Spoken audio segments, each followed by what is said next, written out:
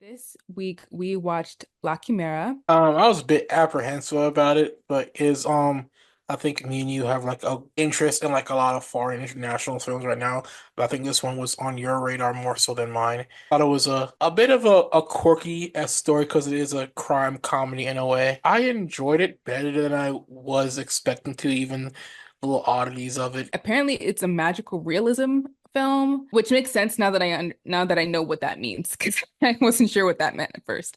But basically, it's just like a movie that takes place in a very like grounded environment, but then there are these kind of like supernatural kind of other things going on. It's very much just like spiritualism. There's a connection to spiritualism that kind of plays a huge part in the story, and it's also about a man who has lost his fiance or his girlfriend, and he is like trying to find a way to stay connected to her. That's kind of his journey. So you kind of go along with him, but also there's like a whole cast of characters who are just like involved in his life. So it's very interesting. It kind of almost feels like a play. It's a fantastical element of he kind of like I guess passes out or gets like vibes whenever he finds like these ancient tombs. And it's not, I think, until the end of the movie where he gets, I guess, somewhat his connection to the dead and to these things where he kind of figures it out. And the movie is honestly a story about his,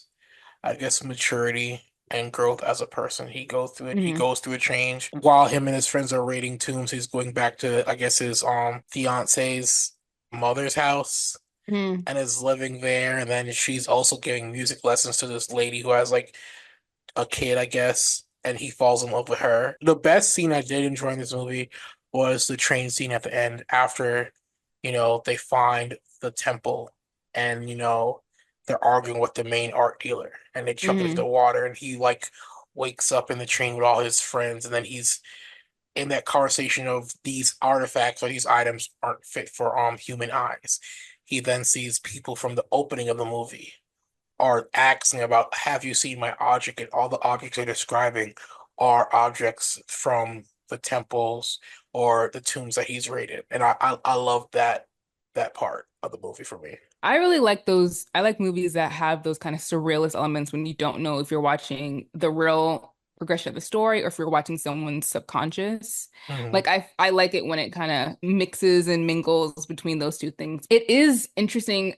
I think that's what the director was one of the things that she was trying to explore was like how people felt like it was okay to just, take from other cultures. I think the character of Italia, who's the woman who is staying at Isabella Rossellini's house, and like helping her basically is like just there. I don't think she's getting paid for the housework that she's doing. She's just there for like singing lessons, and also you're taking care of this person's house. That was kind of messed up. But she seems to be like one of the more principled characters. Yeah. Like when she sees what they're doing on the beach, robbing the grave, she's like, I'm calling the cops. Like, this is wrong. I don't think she ends up calling the cops because the people who come there are fake. They're the people from the club, but like she also like sets up that house for like young people who don't have anywhere else to go at the old train station. So like she seems to be like a very wonderful woman and trying to, I mean, I don't love the trope of women trying like making the guy a better person. I feel Yeah. like you need to just learn that on your own. But I do think that because the people who he is surrounded by are all on the same wavelength as he is of just like we're gonna do what we have to do to get money. She was like an example of like a better way or a different way to live your life. And I thought that was really sweet. And I kind of like they don't end up together. I feel like she, again, because I feel like it would have played right into that Yeah. woman helps man become a better person. I feel like through her, he understands, like, okay, he hasn't been dealing with the death of his partner well, and he's kind of living in a life where he's like ending up in jail because that's kind of where we start off with him, where he's just coming out of jail. So I think she shows him how to just go take a different path. And I think he finally comes to terms with his grief of losing his partner and stuff. I think he dies at the end. Spoiler, I don't know. I think that's what they were trying It's to say. it's Like it's they very finally, ambiguous. yeah, Yeah. but he like finally meets his partner again and they embrace because he's also dead. That's how I took it. Yeah, this movie was funny. I was Yeah. surprised that it was funny. I wasn't expecting it to be funny. I thought it was gonna be like a very serious, artsy, like hoo hoo hoo kind of film, and I was like laughing. It was funny the whole time, like the opening scene, he's there talking with the girls on the train. This dude's coming through selling socks, like talking shit. And he just kind of Yeah, pushes him, and the guy's like, "What the fuck? Why are you mad at me? I'm making jokes." Like, dude, you said that he stunk. Of course he's gonna try and fight you. And right. then after that, he gets picked up, like he gets picked up by one of his homeboys, and they're going to like the city, and all the friends like, "Yeah, we're gonna go party." He's like, "No, I don't want to party." And he just like storms off. Like all like those little human things were actually really funny elements to me in the movie. I like the scene when he's like pouting and Josh is like pouting and walking away, and then all his friends like coming up behind him like Yes, in yeah. slow-mo.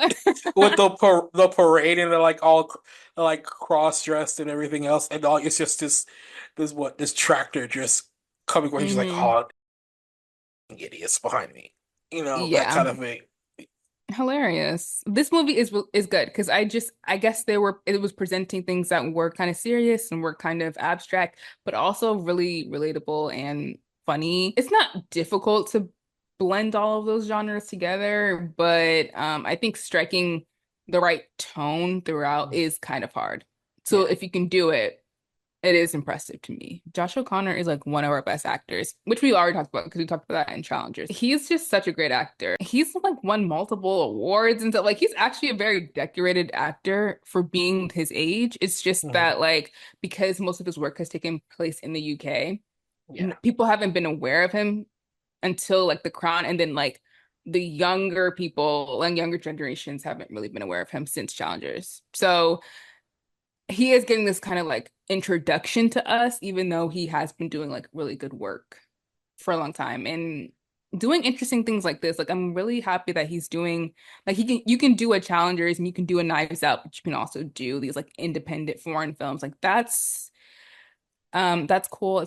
That's duality. First thing I saw him in, other than I think The Crown, was I think it was him and Jesse Buckley in Romeo and Juliet. For Oh, yeah, so yeah. that was like the first thing I was like, oh, this outside. That was my first time seeing him outside of a role like then Prince Charles, which I love the role, but I was like, oh, he can legit act. Did you like that clip? Well, you can listen to the entire podcast because the 16 millimeter Film Crew podcast is available on all major podcast platforms.